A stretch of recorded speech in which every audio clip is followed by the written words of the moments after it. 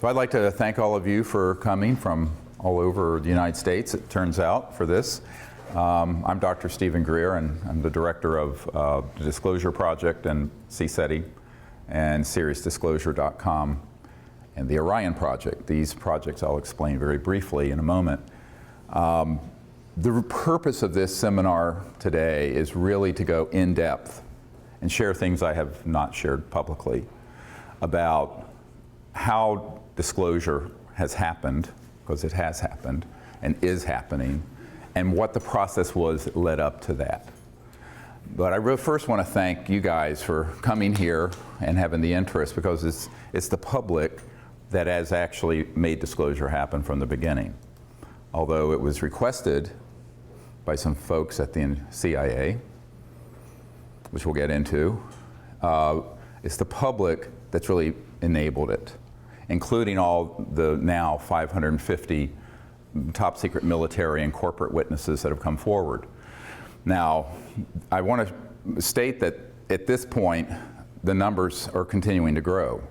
And most of those witnesses are people who've been in the intelligence community or Department of Defense, some branch of the armed forces, or corporations that deal with so-called unacknowledged special access projects, super secret projects that deal with UFOs.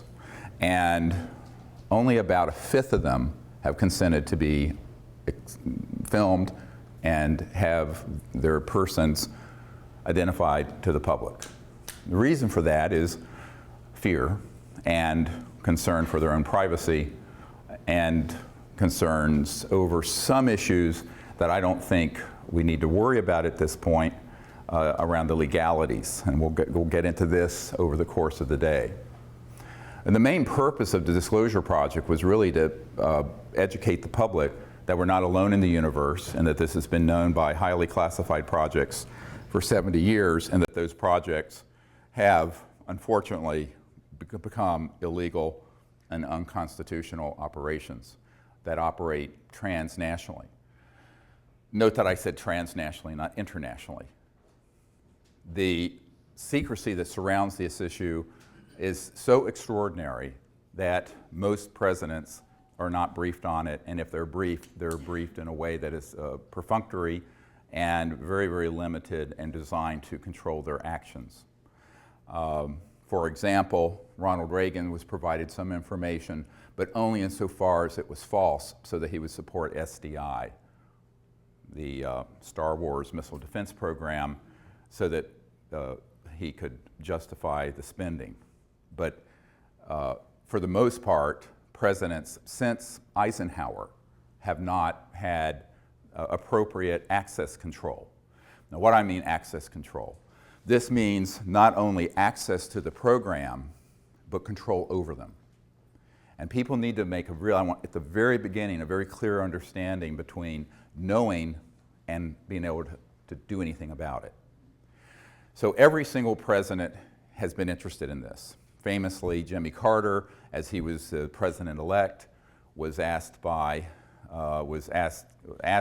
outgoing CIA director, George Bush Sr., to brief him on this issue because he had had a sighting. Some of you may know this while he was governor of Georgia. I have that report.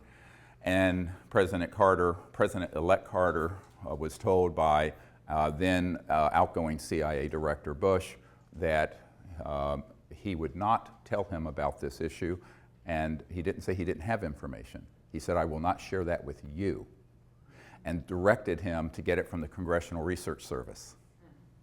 Believe it or not, saying that to the incoming President of the United States. And this is well documented in Disclosure Project witness testimony from people who were privy to what happened.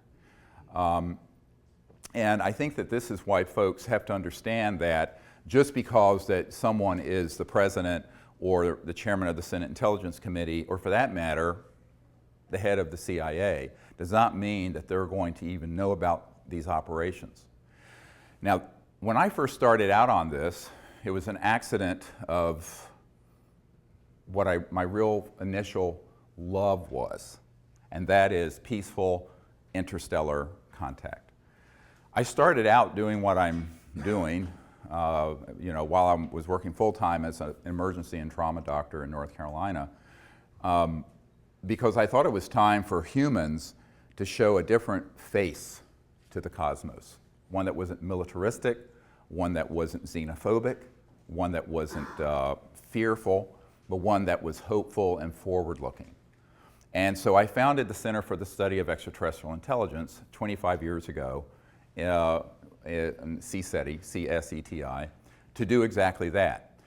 And so we set upon this project, sort of just grassroots, and right away, but within a year or two, we had contact. All of you know what happened near Pensacola, where we were out on a beach with about 50 people. A couple of them were Air Force pilots, a colonel and another guy.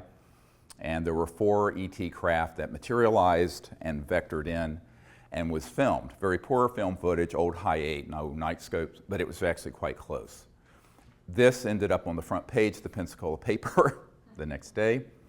And that at that point, what I was doing got put on the radar scope of the national security state of folks dealing with this. This is the part of the story most people don't understand.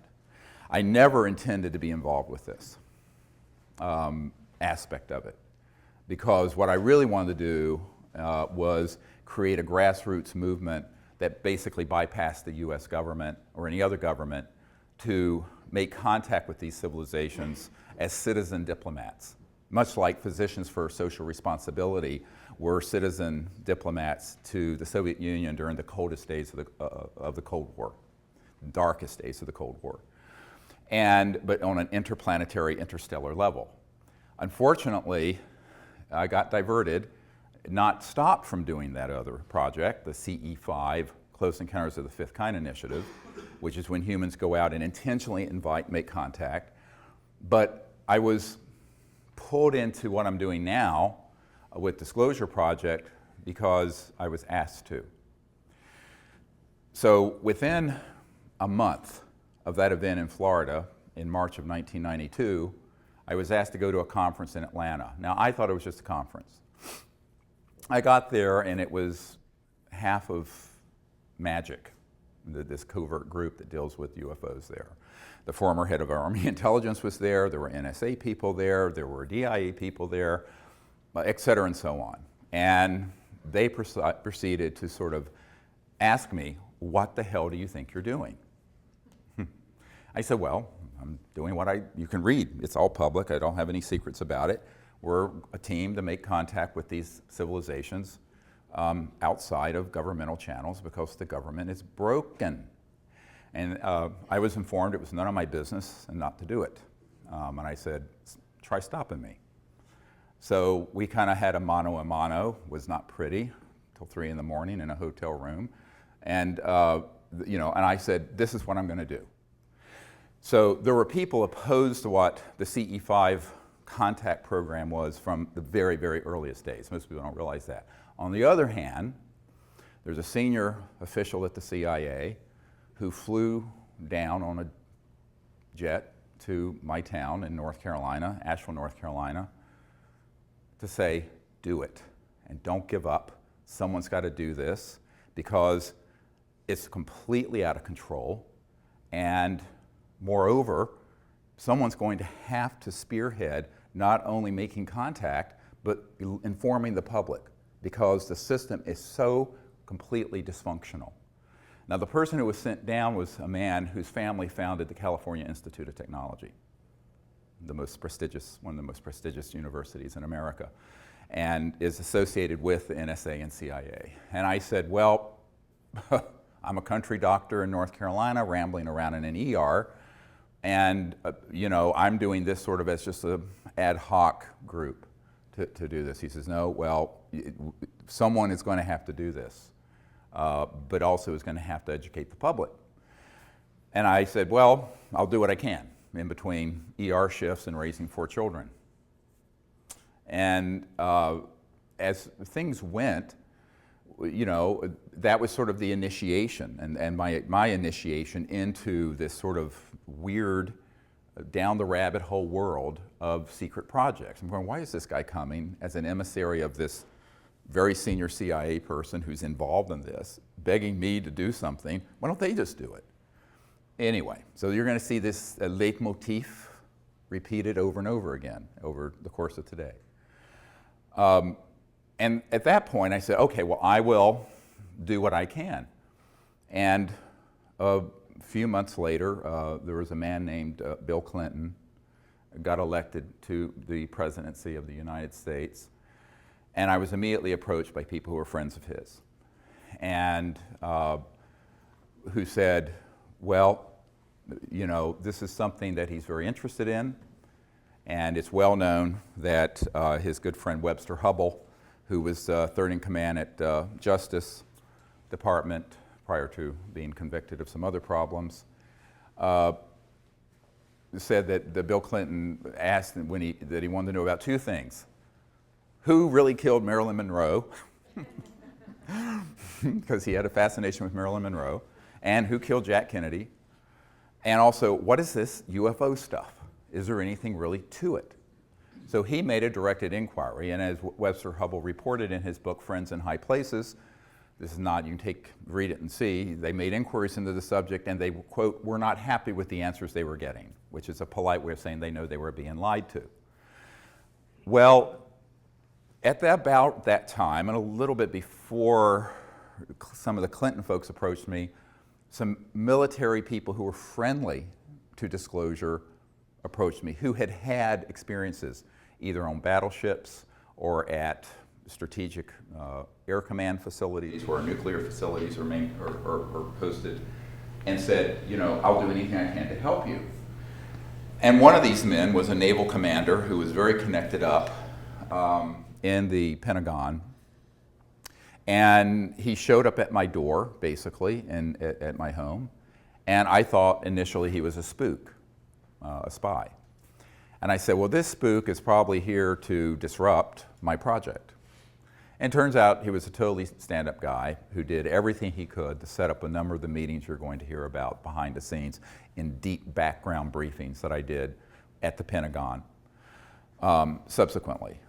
And we decided to have a meeting. I was invited by a former State Department person to have a meeting at the Monroe Institute, which is ironically about 10 minutes from where my country home is now in Virginia, to discuss how to put together a team of people to brief the correct folks in government and encourage them to end the secrecy. Now, you have to understand this is 1992, 93. 22 years ago, 21 years ago, I was in my 30s, a bit naive about how government worked. I actually thought we had a functional constitutional government. I've since learned we do not. That's all window dressing. That's all the Truman Show, like the movie The Truman Show, where it's all sort of a fake. And that there's a parallel governmental process that runs this and other important issues that are completely out of the reach of the people we elect and appoint. But at that time, so we had this meeting, and it was decided that we should contact certain key people in the U.S. government to, in military speak, deconflict the 𝗖𝗘 contact teams from Air Force and other military operations so that they didn't interfere with us and we didn't interfere with them.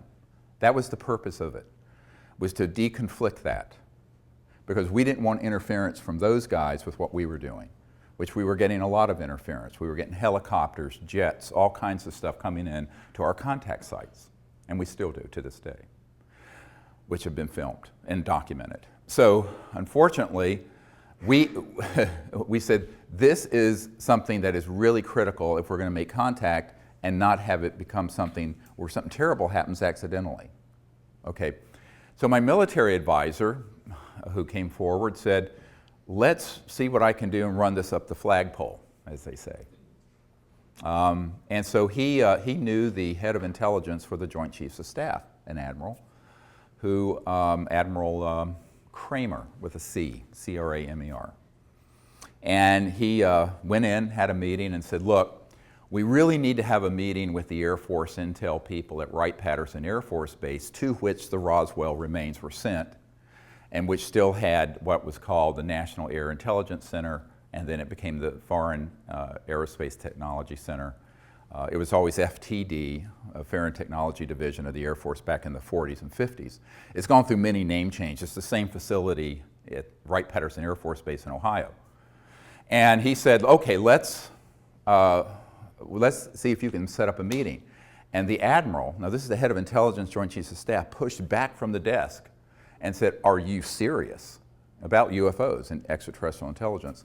And the commander, military commander, who was volunteering to help us, said, yes, we're very serious. And so the admiral said, okay, I'll do it.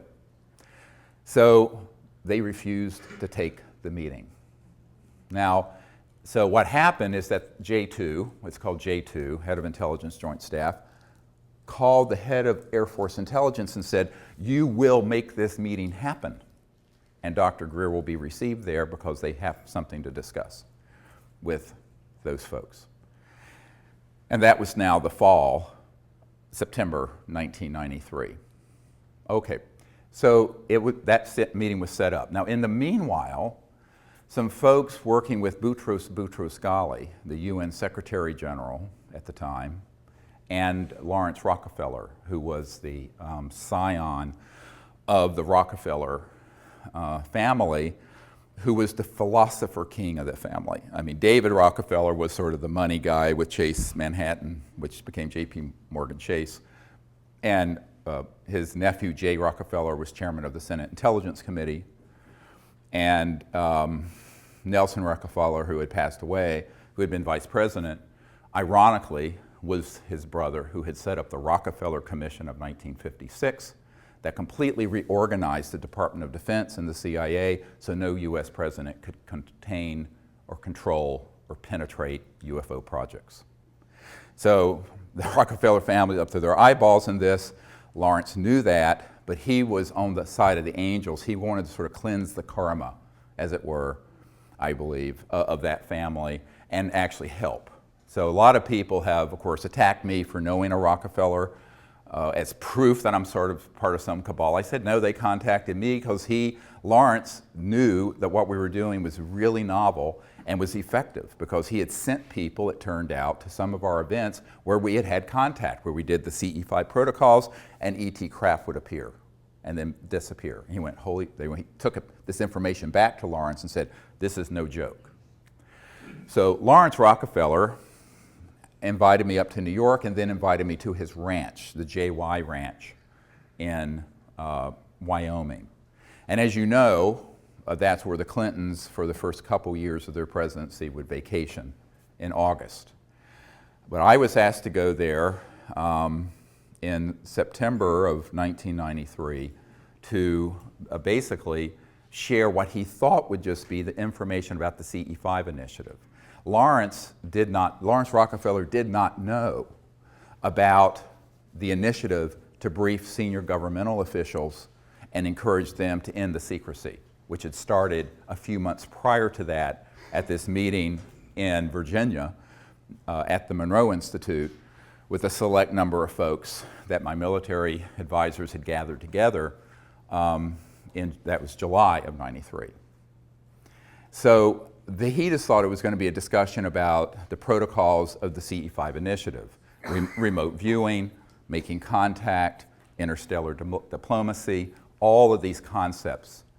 And so we decided that it was really time for us to go ahead and have some meetings like this with Lawrence. And I said, okay, I'll go because I have to go out. I'm on a trip anyway, taking time off from my medical work in the ER to go to Wright-Patterson Air Force Base, which also Lawrence knew nothing about. Lawrence Rockefeller knew nothing about. So here's what happened. I was going to go to the Rockefeller Ranch just as sort of a guest to share this, and during the course of a sort of a round table, and there were all kinds of people there. Robert Bigelow of Bigelow Aerospace, who's a billionaire, was there, a whole bunch of people who of various backgrounds in the UFO subculture, some friendly to what we do and some incredibly unfriendly, who we found out were working for the intelligence community, were there. And there was this gathering at this famous Rockefeller Ranch in the Grand Tetons. So one day it came up what else I was working on. I said, well, we've initiated a project to brief senior government officials in the Clinton administration and the Pentagon and members of Congress so that we can terminate secrecy on this issue and get the government to change policy, because we understand that the incoming president is favorable to that idea, which was, of course, Bill Clinton. And as a result, you could have heard a pin drop in the room. Nobody knew at all. And the first thing Lawrence Rockefeller said, what, it was like this. What are you doing? I said, well, I'm going straight to Wright-Patterson Air Force Base after this meeting to brief the colonel over this Foreign Technology Division of the Air Force. And then I'm going to, in a couple months, brief President Clinton's CIA director. So at this point, Lawrence Rockefeller and everyone there were in a state of shock. Now, that initiated what has been incorrectly called the Rockefeller Initiative. There was no Rockefeller Initiative. Let me explain that in a moment. What it was an initiative because he found out what we were doing and his people said, you've got to get involved with this. So Lawrence wanted to play a behind-the-scenes role. And that's why he was willing to host the President and First Lady at the ranch to provide what we put together, which was called the best available evidence, which is the collection of best cases, best photos, best government documents we had that were extant at that time in 1993. So the President was invited out in the following summers, 2 summers, to the Rockefeller Ranch for that purpose. And the UN Secretary General in the meanwhile and his wife came to some meetings in what are called salons. A salon is when someone hosts a very nice meeting in a private home with dignitaries, and you have a guest, usually some surprise guest or some interesting character like me, to come in and inform the New York 100 about what's going on. So that's what I did, and they were incredibly successful. Subsequent to that, Mrs. 𝗷𝗚 invited us to have a meeting at the UN so I could brief a lot of the diplomats and friends of hers in the UN who were supportive of ending secrecy and making peaceful interplanetary contact. And actually, 𝗬𝗍𝗍 herself hosted that for me at the United Nations.